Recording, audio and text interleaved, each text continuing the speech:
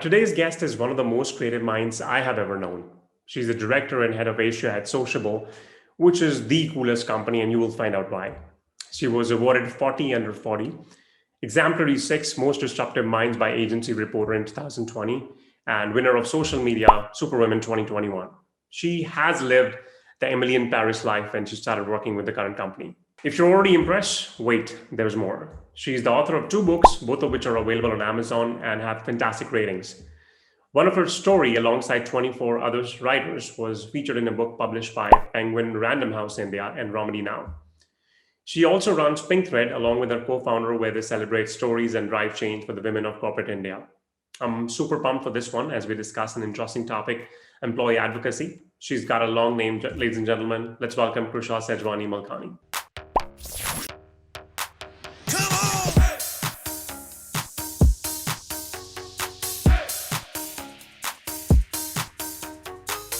So welcome to 16th episode of Sales Spin. I can't believe it's been 4 months already. And today we have no one. We have Krusha Sejwani. Did I take your last name right? Yes, that's right. I have one more, but that'll do. You have a middle name, right? No, I'm married, so I not Okay. replaced my surname, just added it. So Sejwani is not your name which you took after. Sejwani is my surname, Right. and Malkani is my husband's surname. So Got it's it. a really long full name. But yeah, Yeah, I'll I just mean, that'll be KMS. yeah, you can just say Krusha. We can leave it at that and Okay. leave out the last names. That's pretty interesting. So, Krusha, I think I spent some time reading about your company, reading about you, reading about your background. However, that's something which I know. I'm sure listeners and viewers would both probably want to hear, well, what's your background before we actually jump onto the real topic.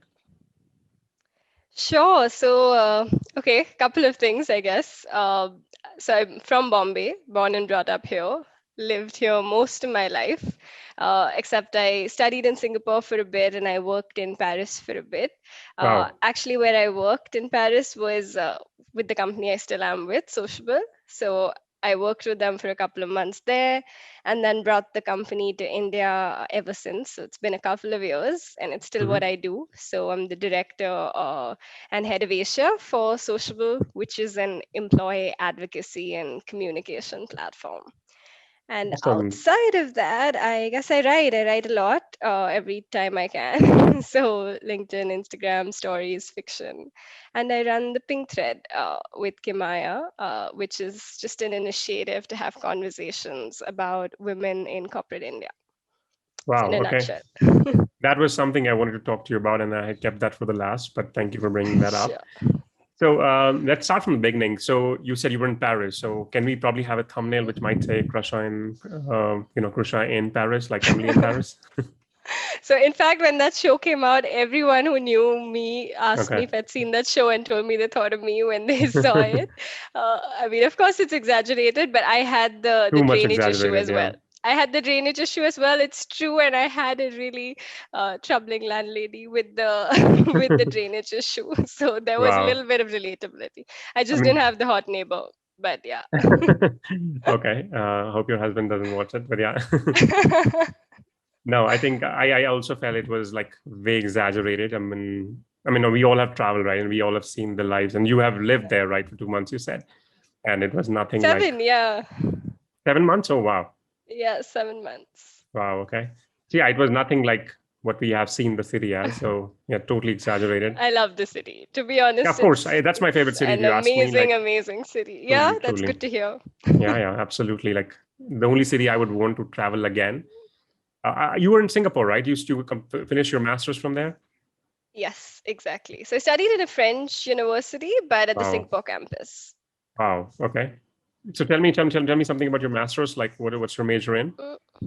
So that's actually interesting. I majored in international business, which Hmm. ironically is what I'm doing today, which is not the case with most people. But I didn't know, if I'm being honest, at that time. The only reason I did international business was I wasn't really sure what I wanted to do next. I'd already Hmm. done, I had work experience in social media and in public relations, but I didn't know what came next. So I didn't want to restrict myself to an MBA in marketing or in finance, because so I just didn't want to specialize, if I'm being completely honest. Right. And I wanted international exposure. So those were the only two things I had in mind. And that's why I chose the MIB, the Masters in International Business. That's pretty And it cool. I mean, worked out. So I'm lucky, but I have to be honest that it wasn't planned. most best things are not planned, right? Yeah, for sure. So I wanted to ask you again, since you said you finished your major in international business, is that something which people can, let's say, pursue in India if they want to, or is that something only because in international you have to really go out? I mean, I'm sure we have a lot of courses here as well now where you get. So Hmm. for me, so there are two parts to the studying international business. One is studying the subjects, which I think you can definitely do from here as well. Like we Right. study things like negotiation and culture and things like that. Hmm. But the second part, which maybe is more important, is just studying with different people from different countries. Cool. So that's something I got there. I'm sure you can still find it in courses in India as well. Hmm. But I would say to just make sure you do have candidates coming in from elsewhere here in that case, so that you can get that exposure. Makes sense. I mean, it's international business, so you travel internationally. Exactly. Yeah. I mean, if you can, definitely. I definitely have to say, I came with the privilege of, I didn't have to take loans to do that. I had my family could pay for my education Hmm.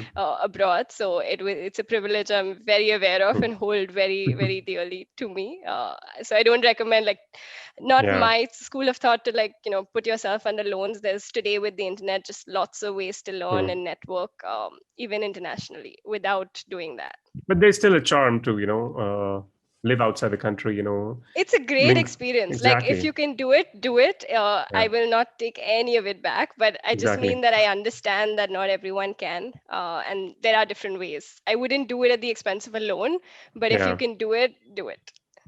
Exactly. So I think there was a time when my parents would push me for MBA, and I said, if I want to do MBA, I want to probably travel outside the country, and I don't want to. I don't want to actually study. I mean, the last thing I want to do is study A more. lot of the studying happens off the classroom, exactly. Exactly. Yeah.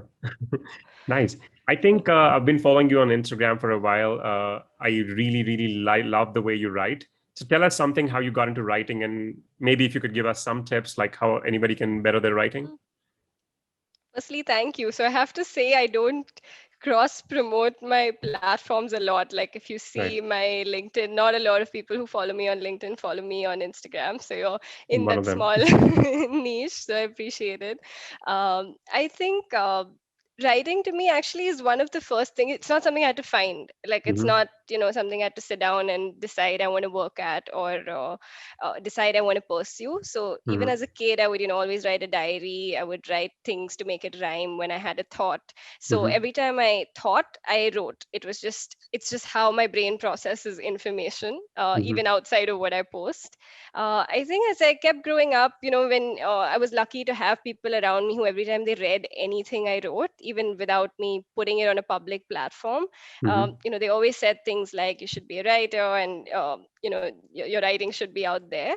I'm quite a practical person, I guess, if I have to put it that way. So unfortunately, I'd say, for writing, to pay the way it should, because it takes a lot of work. If you really write books and things like that, True. it's a one-off shot. So I think in my head, I never had the idea that I would grow up to only be a writer. Also because I like doing multiple things, but I Hmm. did decide that I would always pursue writing. So I never stopped writing. Ironically, it was when I was in Paris. I think the city does that to you. Was the first time I submitted like some blog work. So my first, I think, advice would be that if you think you can write, just write and submit it if you want anywhere, because what's the worst that can happen? So Exactly. that got accepted, whatever I put in. I think Thought Catalog was the blog at that time. So it was just, articles on life. And then I think it's over the last 2 years that I took part in these short story contests and things like that. And that's where fiction writing came into place. And so I started my Instagram page to just write thoughts that are not business at all. They're just purely thoughts on observation of life. And my LinkedIn writing actually came from Sociabble, because employee advocacy, right, is the idea of putting your employees on social media and letting them speak for your company and your product, your industry. So I was always pushed to do that, of course, because that's the idea behind what we Mm-hmm.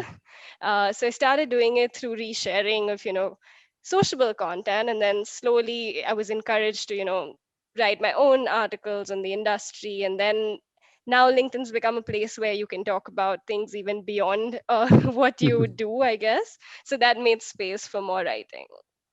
That is pretty interesting. Yeah. I think you're being modest here, Krusha, and correct me if I'm wrong. Aren't you like a published author on Amazon? You have published like one or two books. So I'd say, so I'm not being modest. I'm modest. I'm genuinely. I've published like a novella, which is like an ebook. So it's not a novel. It was a short book, Mm-hmm. which was actually published. I'd written it in just 3 weeks, and I published it for a contest that Amazon was running. I Wow. didn't win, but I was in the upper running, and that actually pushed me to start writing an actual novel. So I finished writing a novel right now. Actually, haven't said that anywhere on a public forum yet, but I'm in the process of figuring out what the publishing looks like for it. But outside of that, I have published short stories. So I have a short story with Penguin and one with and a chapter in a Harper's book, but that's within a collection of other authors' stories, and all of that That is a actually big happened deal. last year. That is a big deal. I mean, Thank you. publishing with Penguin. I mean, I remember, I think I probably have a few books lying somewhere. I don't know. Yeah, I think I suck at writing, so I don't leave a chance to learn from anybody and I would everybody. not So say so. I mean, I've read your LinkedIn posts. I I don't mean, wouldn't say I would that. say I wouldn't say those are great. I mean, I know people like you. I know people like there's another guy I really admire. I mean, your writing is like leaps and bounds ahead of me. So yeah, give us like one point or probably one teaching. How people can better their writing. I've tried everything, but and maybe the bar I'm setting up is too high. No, yeah, I have to say one. I think you're being hard on yourself because your writing is good. I read your recent post on mental health and I loved it. But if I have to give an advice, it's going to sound maybe not intellectual, but the Hmm. best advice is write. Like a lot of people think they can't write, and so then they write a little and then they stop writing. But Right. the like everything else, you get better at something when you keep doing it. So write is one. The other is read. So if you feel Agreed. like your writing is not good enough, when you read other people's writing that inspires you, it helps you get better. And the Hmm. third is edit. So I don't do that. I have to confess, I don't edit a lot when it comes to my social media posts. But that's also because I've been writing for long. Right. But when it comes to stories or anything I'm writing, the first draft is awful. So I really depend on the versions of editing. So that would be my third advice. Got it. I think I've been writing a lot. I've been reading, like I would say, not as much as other people do, and I know other people, but I'm sure editing is definitely one thing I'm probably suck at. So yeah, that's a good advice. And yeah, let's move on to the actual topic for today. So today's topic Sure. is employee advocacy. If I'm being honest, I think I've heard the term numerous times, but I never spent any time in really learning about it. So tell us everything about employee advocacy. Why should we know about it, and why haven't all of us heard about it ever? Sure. So, yeah, I think employee advocacy, like I explained, employee advocacy is just basically your Hmm. employees becoming your advocates on social Hmm. media to become your voice for you. So, Right. employees who are your advocates. It's as simple as that. If I have to go back though, when I was looking for a job at Sociable, I came Hmm. across it. I read, interesting interviews, and I didn't know what employee advocacy was as well that time. I kind of stumbled upon it. I just found the concept really interesting. I just wondered why we weren't doing this already. And this at this time, it was even nascent in global, like in the West. It was still not big in the West as well in 2015. So that's where I saw the company grow from. I brought it to India in 2017, where Hmm. at that time, even a lot of digital marketers themselves didn't know what employee advocacy was in India. So it wasn't a term that was being thrown around a lot. I think then in 2018 or towards the end of 2018 the term started being thrown around, but again, Hmm. people, it wasn't an urgency, it wasn't always a priority. People didn't really understand why to do it or how to do it. Mm-hmm. And I think now in India, we're in a position where we're getting, in sales terms, more inbound, where over the last year I've seen companies themselves realizing, that okay, this is something we need to do, we have to do, let's reach out to the people who know how to do it. And it's become part of marketing plans, which I think was only in an exploratory stage before this. Got it. So from what I understand, let's say I work for a company X, and company X Mm, is doing, or let's say promoting a blog on LinkedIn, for example. yep. So what I'm understanding is I'm promoting that I'm promoting that blog, or let's say any post or anything, right? Mm, On my social media, and they're taking advantage of it, like the brand, everybody wins. Is that what the mm. idea is? Yeah, the idea is, as a company, you produce so much content, right? Right. You produce content every time you want to recruit, to build Mm-hmm. your employer brand. You produce content to market your product or your service. Mm-hmm. You produce content that's, supportive in the sense of white papers or webinars that you're hosting, events that you're doing. Mm-hmm. There's just so much that you're trying to talk about. And I think if I have to explain this in an easy way, everyone today knows influencer marketing, right? Which is Right. the idea that you reach out to influencers to talk about your brand on social. So I think what employee advocacy and what we try to say is that your best influencers are actually in house. These are people, you don't have to pay a lot of money to talk about one thing that now looks like an ad, because even influencer marketing is slowly starting to look like everyone knows what's paid for, right? And what's an ad. Whereas with your employees, if they really believe in what you're doing, it's authentic. So the idea is you make that content available to them, to your employees, every time you have something new that's going out, and make it easy for them, with a click to share that content, of course with their choice, when they Mm-hmm. want what they want, to their pages, like their personal LinkedIn, their personal Right. Instagram, or wherever else they want. And become the voice, because they are probably the people who are connected to the people you want to hire. They're Mm-hmm. connected to the people you want to sell to, your sales teams, they're connected to your clients who you want to be hearing more about you. So I think it's just a great digital word of mouth. Wow, this is actually getting interesting. I'll tell you why. Think about, I mean, I have a large network, and let's say if I were to, negotiate with a future employer, I can always say, hey, I bring a like a, real estate, digital real estate, which you probably would not have with other people you hire, right? Right. And this could actually work for everybody, who has a strong influence on LinkedIn or any other Mm. social media. So that can actually work in their favor. This is That's this. actually a great point, because so I actually hadn't looked at it that way. That's a great point. But you're right, what you said. In fact, and maybe I would call you maybe a super ambassador at the company, right? So Exactly. even when you're so there's so many nuances at an employee advocacy program also. You're gonna have people who are already great at social. So you Hmm. want them to obviously be your voice on social, and you want to groom the others as well, so that they can get there. And the good thing with what's happening today is, and you know this, if you're on LinkedIn, personal branding is kind of, I think I can't go onto LinkedIn without seeing a topic on like a post on personal branding as every third post. It's so big right now, right? Everyone's talking about it. So of course your employees are feeling it too, right? They're feeling the pressure of having to be on social. And there are two reasons. So Hmm. we've been probably hearing about personal brand, like, okay, you need to have a good personal brand because it helps you get a better job, it helps you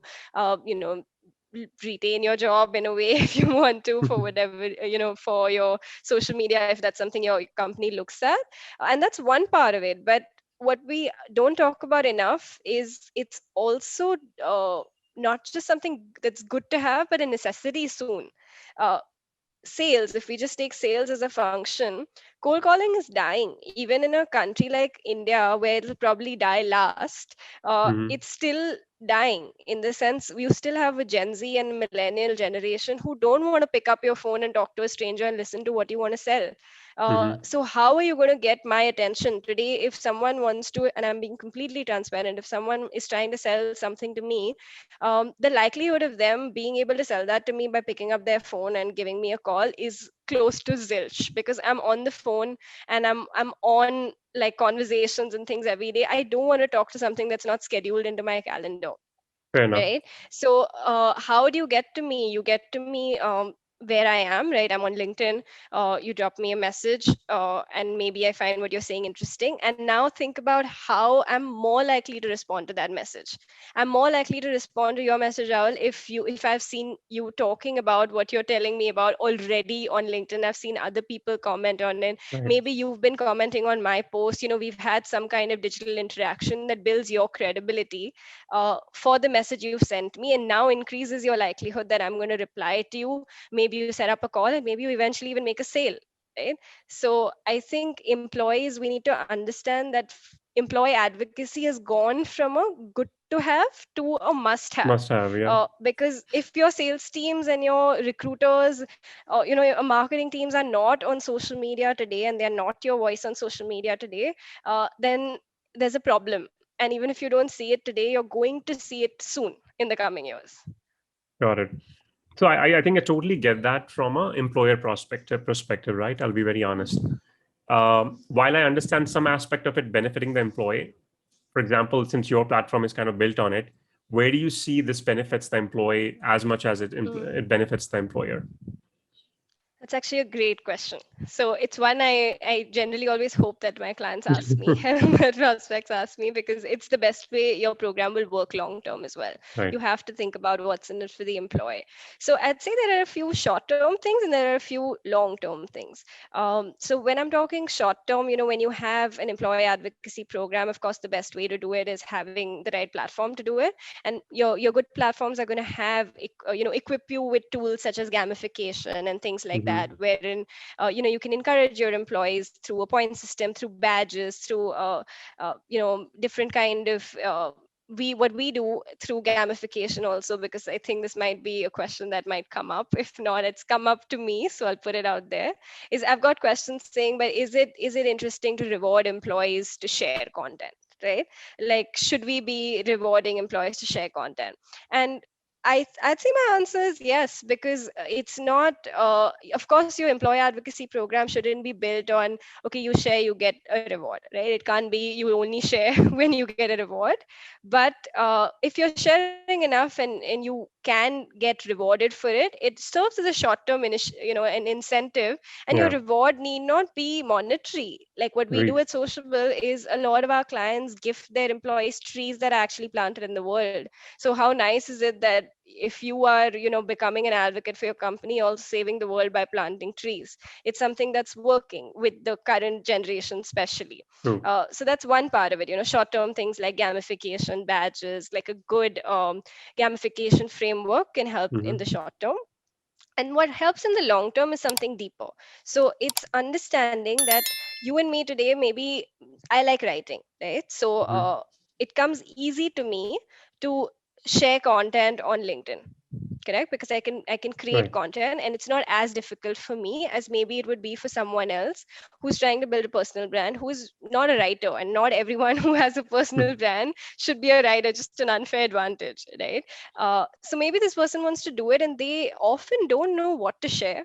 uh, there's also a lot of hesitation. For example, if you are an employee and you really are keen on talking about your company or talking about your Right. industry, because maybe you are proud of the company you work at, or you're actually interested in the industry you're in, and Hmm. that's what you want to talk about. But there are questions like, okay, do I have the time to find the right content?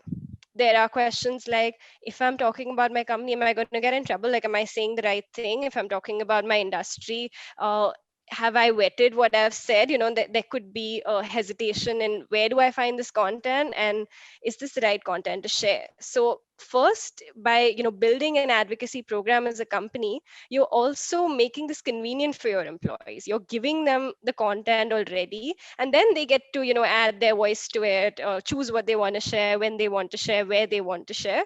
But you're giving them the base, so they know this is vetted content, this is good content. And I'm taking this out and adding my voice, and I don't need to spend that much time and effort making this happen, right? So I think that's a big one.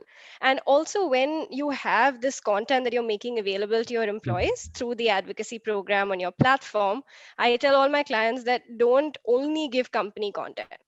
So That is a good another one, way to actually. sustain another way to sustain this is uh, today, if I was only sharing sociable content on my LinkedIn, I don't think I would get the traction on my sociable content that I get because I also share the content. So it's important for you to understand that you also don't, as a company, have a short-term view saying, I just want my advocate, to talk about my company and that's all. So let them spam doesn't work on social. The reason employee advocacy works better than your digital ads and paid promotions today is because the consumer is smart. They know that what is an ad, and they know when an employee is sharing it, it's coming from a person's profile, and I trust it more. That's why my engagement with it is higher. So the moment you mess that up and you start spamming it, then you lose what makes employee advocacy special. You lose what makes employee advocacy work. Got it. I do have a follow-up question on that, Krusha. So Mm. I think what I've seen with most of the organizations, and I've worked with plenty in the past 4 or 5 years, is that most of the time what happens is there would be someone from the marketing team who would share the content which is going live, let's say on company's website, and they would ask Mm. everybody to share, on their social media through Slack, right? That's how it happens. Yeah. Right. So I want to understand why is that process broken, and where does your tool kind of come into Mm. picture? Like why do companies Yeah. need your tool? Sure. So it's a couple of things. I'll start with one that I think is most obvious, which is Hmm. measurability. So today, if your marketing team is sending you a message about a new post, and simply on Hmm. WhatsApp or on Slack, and you're sharing it, they have no way to know if you viewed it, if you shared it, how many of you have shared it, once you've shared it, what has happened to that content. So I think it's very interesting for companies. See, at the end of the day, everything for a company boils down to business. Correct. So to match your business objectives and to know why employee advocacy is working and how it's working, you need to be able to measure things like, okay, if I have 4,000 employees, how many of them are actively sharing? Who are the ones who have high reach, like you mentioned yourself, right? With Right. one view, I should be able to see who are my top advocates. And you have top advocates in different ways. You want to be able to see who are the people sharing a lot, who are the people with a high reach, who are the ones getting a lot of external clicks from their Hmm. audience. And it need not be the same. The people who share the most may not get the most clicks, and vice versa. So you can encourage them in different ways, support them in different ways. You want to be able to take that ahead and say, okay, I know that my employees are viewing my content. I know now that they're sharing my content, but what happens after they share? Is it getting a lot of external clicks? Am I saving on paid media? How much am I saving? Is it generating website traffic for me? The ones coming on my website through the advocacy program, is it leading to conversion? So you can really go deeper with your employee advocacy program. It's more than just content and share. It leads to measurability and what that means for your business. So I think that's the biggest one. And then the second one is just like I said, having an exciting platform built in with like challenges and gamification, all the content in one place, easy searchability for your employees. It just also makes it a lot easier for them to want to do this, because they receive a message on WhatsApp or somewhere in the middle of their day. They're not sure which is the most important content. You send them one today and you send them another one 3 days ago. Right. Is this a campaign post? They don't have context, and they don't have that platform where they can talk to each other, comment on posts internally as well, win points when they do something, win badges, create content themselves, like make them part of the process. Today, so many employees are creating such good content. If you give them a chance, like on Sociable, employees can also suggest their own content to the admin. And if it's Got it. approved, then other colleagues can also share that. So why won't the employee want a way for their own post to be advocated by their colleagues, right? So it's another, you can just find a lot of these why would my employee do it if you have a platform to organize all of that. Got it. I think this is all very interesting, although it's a little new, but at the same time, I think I can totally see the difference, this can create in one's brand. And I'll tell you where I'm coming from. And I think this is something which I've already shared on LinkedIn some time back. So I use a tool to measure how my LinkedIn posts perform. So it's like a Mm, similar tool, what you guys have mm, for the whole company. I use something for my own self. mm, So I can see, hey, for example, last year I had, let's say, close to 1 million views in the year. this year I can already Yeah. see where I am. Am I on track? I mean, let's say if I had a target of, let's say, 1.5 or 2 million, am I on the track? At the same time, I can also see which posts are performing. I think based on the plan I have, I probably don't see everything, but yeah, there are posts Right. where there are plans where it can also suggest, this post is, let's say, performing better than the other, which helps me understand what did I do different in that particular post so that I can do more of Right. it. Right. So I'm guessing that's something on the Right. same line. So I can totally join Mm. a lot of dots. So tell Yeah, me, and I that's a think, good point. yeah.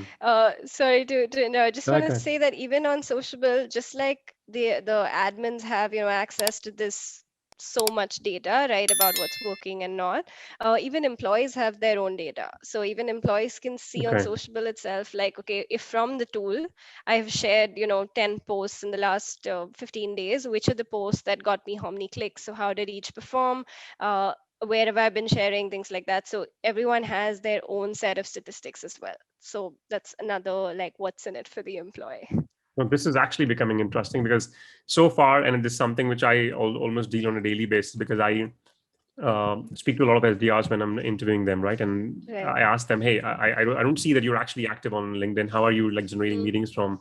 And they're saying, you know what, I'm actually posting my company's content. And then my first question to them is, hey, I see one of your posts from the company's blog was 3 weeks ago, and it got like one like, that too from the employee. Right. How do you justify that, right? And that happens a lot. So Mm. let's talk about this. Like, is there a particular stage of the company when companies should look for employee advocacy, or is that something which Mm. companies can start irrespective of what stage they are in? That's a very interesting question. I'd say there's, I mean, we work with companies with even less than 50 or less than 100 employees. So Mm-hmm. I'd say you don't have to really wait to become, a company with thousands of employees to start employee advocacy. There are two things that I'd say though. So the platform stays the same, right? You just can cater what features you turn on and off. That's the Mm-hmm. beauty of SaaS. But the platform stays the same. I'd say what changes is strategy. So yeah, so I mean, we work with companies even with less than 50 or less than 100 employees. So I'd Mm-hmm. say you don't have to wait to be a really large company to start an employee advocacy program. Also, the platform stays the same. So the beauty of SaaS is that you can turn features on and off, add licenses, things like that. So it's very easy and flexible, right? But what changes is strategy. So I won't deploy the platform to 100 people the same way I would to 100,000 people.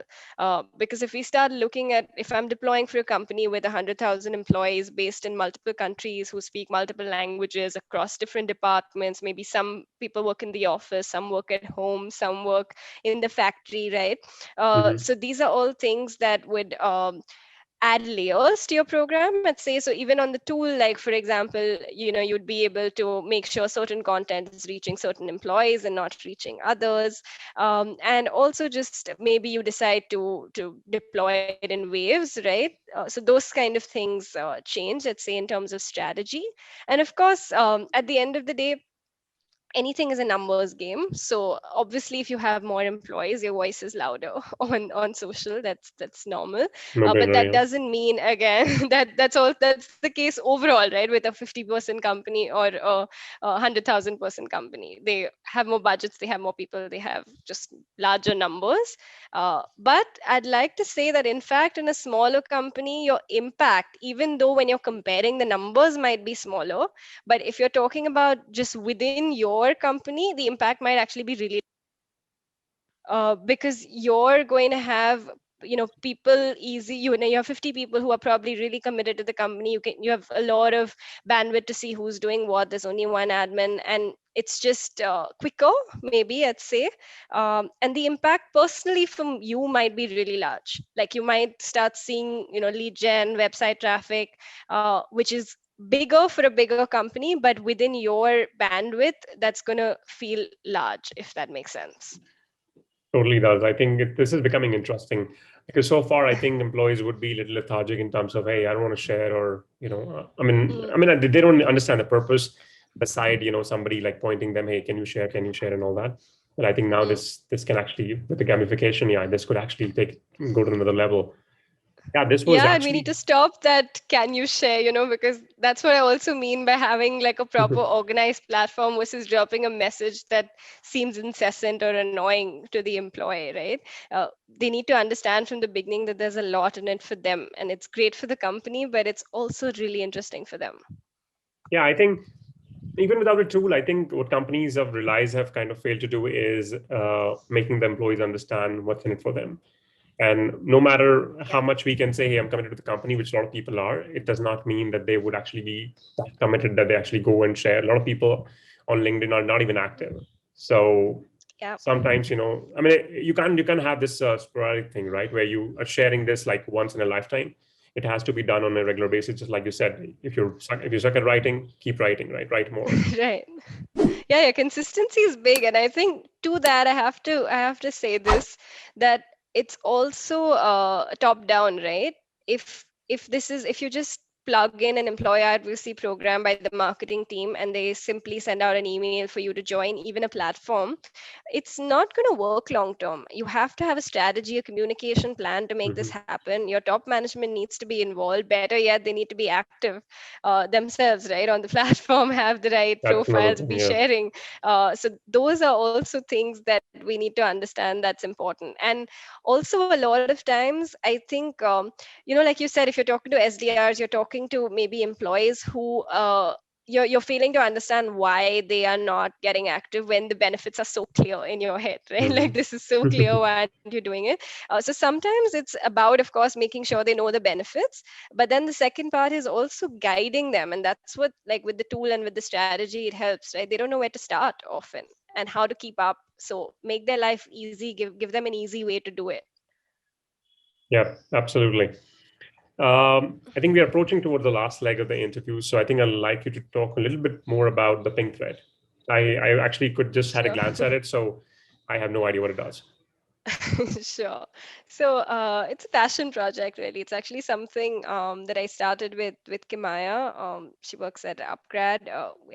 We weren't friends or colleagues. We just Hmm. met at a lot of events pre-COVID, of course. And we got to talking at these events, and both of us had worked or studied abroad for a while, like for stints, and we were kind of both, of course, finding our way in the corporate world in India with our jobs. We were fairly young at it, right?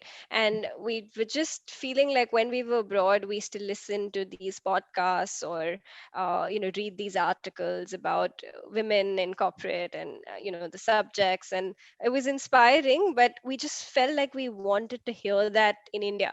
In the sense, Indian women have their own set of pros and cons. I don't want to say like it's not just cons. It's We have maybe sometimes a better support system, sometimes worse, whatever it is. But our challenges and our opportunities are unique as a market, and we felt like we wanted to hear those stories. So I think it was a selfish motive in the beginning. We wanted to talk to more women leaders in corporate India and understand their stories, get advice, things like that. And we just thought, if we're doing it anyway, might as well like make content out of it and let it reach more women probably like us who want to hear that too. So we started right before the pandemic last year. We didn't know it was going to hit, so luckily we were able to meet and talk about it before it launched. And what we've been doing over the last year is, every time we have time on the weekends, we just cover stories of interesting women leaders like Radhika Gupta and so many others on the platform, who shared their story, shared tips. We try to cover different topics. Like this week, we had Swati, who covered the topic of side hustles and how to do it right, since she's done it right. So yeah, that's what it is. And we try to share blog articles about things that are pertinent, I'd say, to women in the industry. So period leave or maternity leave. For example, without going too much into detail, there are so many women who actually don't think the maternity leave has done them good in the sense that they, of course, need the leave, but it's created hiring bias, it's created promotion bias, True. especially in smaller companies who I understand can't afford to, hire someone who's going to just get paid for 6 months. They can't afford it as a company. So there's so many nuances and just so many interesting subjects to talk about there. So yeah, that's Pink Thread in a nutshell. Wow, this is actually awesome. Yeah, I'm gonna check this out and probably try to promote it in my way if I can. All right, Thank you. let's move on to the. You're welcome. Let's move on to the last and final part, which is the rapid fire. It's pretty easy for you. Ah, okay. Okay. So I think this helps me like get to know the real person. Yeah. Okay. Do I get a basket at the end? Am No, I no. competing with Yeah. someone? No. Okay. It's not for the money, right? I'll plant a tree Trees. for You can you. give me a I'll plant a basket tree. of trees. Yeah. I'll plant a tree for you. Okay, Okay. I'll take that. All right. Your favorite color. Pink. Your favorite pastime. Writing, reading. Your favorite city other than Mumbai and Paris. Ah, so it's this small Caribbean island called Saint Lucia. Wow. Where is it? Not a city, but it's in the US. It's a Caribbean island. Had gone there for one of the places I went during my honeymoon, and it was really nice. My geography is pretty bad, so pardon me. Your favorite Mine author. too. Ah, that's really hard, and I'm really bad at names. But I'll say Paulo Coelho. Like Alchemist has Okay. stayed with me, yeah, for a Your favorite book other than Alchemist. while. Hopefully, the one I'm gonna write. Awesome. Okay. One thing you don't like about social media. That's the last one. Two things. I think it's addictive, so I try to take as much time off it when I'm not working on it. So it's not my time to just for time pass. I'm not there for that. And it's also I hate the comparison. I hate that it makes people think that their lives are worse than everyone else. Yeah, I think I can imagine how it can do to certain people. Mm. Especially when people start forming an opinion of somebody based on what they see or based on what they read. And Yeah, and the filters need to stop. I make it a point, for example, on my Instagram page, for my writing page as well, when I go live, or if I really try to, not have makeup on. I mean, not that it's a bad thing, but if, Mhm. at least not if I make, if you like makeup, that's great, but at least not put the artificial filters on that makes everyone else feel like, oh, you're the only one who doesn't have clear skin, or you're the only one who doesn't own all the fancy bags or is always on holiday. So yeah, I think it's responsibility on all of us to make sure it's a nicer place for everyone else.